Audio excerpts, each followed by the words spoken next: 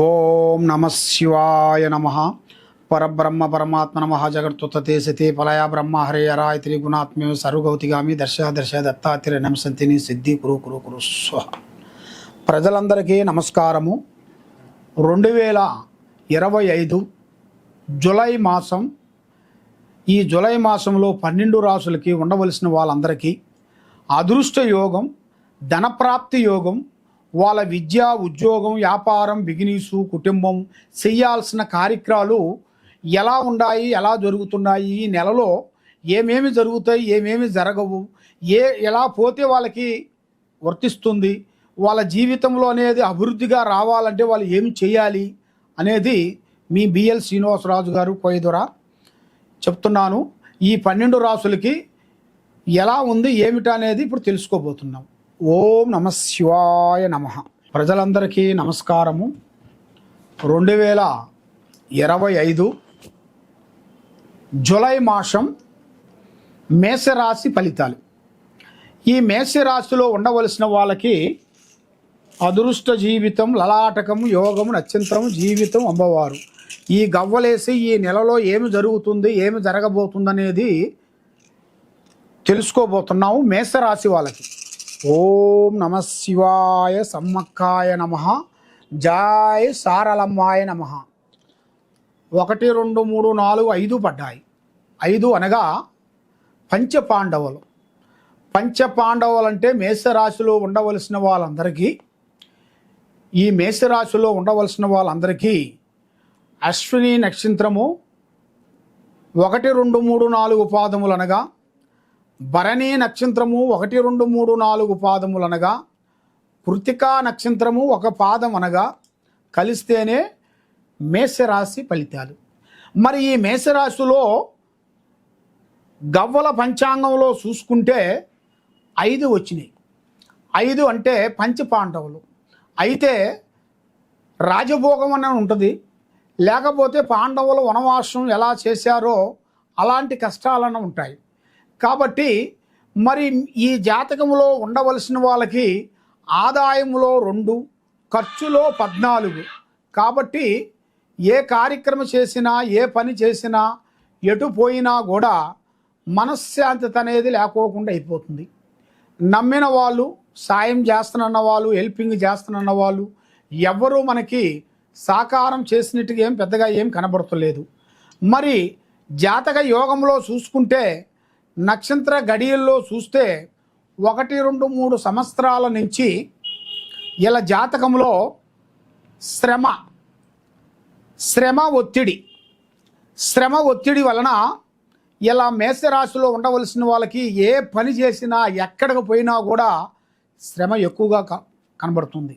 వాళ్ళకి ఒత్తిడి అంటే చేసే పనిలో కానీ, చేయాల్సిన కార్యక్రమాల్లో కానీ, ఇలాంటి కార్యక్రమాల విషయాలలో కూడా చాలామంది చాలా వరకు ఒత్తిడితో బాధపడుతూ కుటుంబాన్ని, బాధ్యతలన్నీ ఈపి మీద వేసుకొని చాలా వరకు ఆలోచన చేసుకుంటూ అభివృద్ధి చేసుకుంటూ వస్తుంటారు. మరి ఈ జూలై 15 నుంచి కొన్ని జాగ్రత్తలు తీసుకోవాల్సి వస్తుంది. కొన్ని పనులు మీకు అనుకోకుండా ఎదురయ్యే పనులు కూడా ఎదురయ్యే స్థానం కూడా ఉంది. మరి ఈ నెలలో 16వ తారీఖు నుంచి ఉద్యోగ అవకాశాలు ఉన్నాయి. మరి సంతానంలో కూడా కొంచెం శ్రద్ధ తీసుకోవాలి. అధిక ఖర్చులు ఎక్కువగా ఉన్నాయి. అధిక ఖర్చుల వల్ల ఏది సాధించినా కూడా అంతంత మాత్రం చేతికాడకు వస్తుంది, చేయి జారిపోతుంది. మరి ఈ నెలలో పెళ్ళిళ్ళు కానీ, పెళ్ళిళ్ళు సంబంధాలు కొంతవరకు లేటుగా కనబడుతున్నాయి. అయితే మ్యారేజ్ విషయం అనేది సెలెక్ట్ అవుతుంది. కళ్యాణ యోగం అనేది కొంచెం లేట్ అవుతుంది. దానివల్ల మరి మీరు కొన్ని పనులు, ఎప్పుడో పెండింగ్ అయిన పనులు పూర్తి కావాల్సినవి, కోర్టు సమస్యలు పూర్తి కావాల్సిన టైము, మరి ఆరోగ్య సమస్యలో చాలా వరకు ఇబ్బందులు ఎదురే మార్గాలు కనబడుతున్నాయి. మరి మీరు ఎవరిని నమ్మకూడదు. బంధుమిత్రులైతే అసలు నమ్మకూడదు. మీకు ఎవరు నమ్ముతారో వాళ్ళే మీకు పంగనామం పెడతారు. వాళ్ళ నుంచే మీకు ఇబ్బందులు ఎదురవుతాయి. వాళ్ళ నుంచే మీ కష్టాలు ఎదురవుతాయి. కాబట్టి మీరు చేయాల్సిన కార్యక్రమాలలో ఫ్రెండ్షిప్లో ముగ్గురు కలిసి చేయొద్దు. కాబట్టి ఈ జాతి ఈ ఈ ఈ మేషరాశి జాతక చక్రంలో చూసుకుంటే ఒక స్త్రీ నుంచి అదృష్ట యోగం పట్టబోతుంది. మరి వీళ్ళకి భూమిలో బంగారం దొరికే అదృష్ట ప్రాప్తి కూడా కనబడుతుంది. మరి వీళ్ళకి విదేశాల ప్రయాణాలు, విద్యారంగంలో మంచి విద్య, తెలివితేటలు, మంచి డెవలప్మెంటు, అభివృద్ధిగా కావలసిన టయాలు కూడా కనబడుతుంది. కాబట్టి ఏ కార్యక్రమం చేయాలనుకున్నా, ఏ పనికి వెళ్దాం అనుకున్నా కూడా కొంచెం ఆచితూచి అడుగేయండి. తొందరపాటు వద్దు, నిదానమే ప్రధానము. కాబట్టి మీకు శనిమా దశ ఇంకా కంప్లీట్ కాలేదు. ఈ శనిమా దశ మీకు రన్నింగ్ అయింది కాబట్టి దానివల్ల మీరు ఎంతలా పాయింట్ అయినా కూడా బ్రేక్ అయిపోతుంటుంది.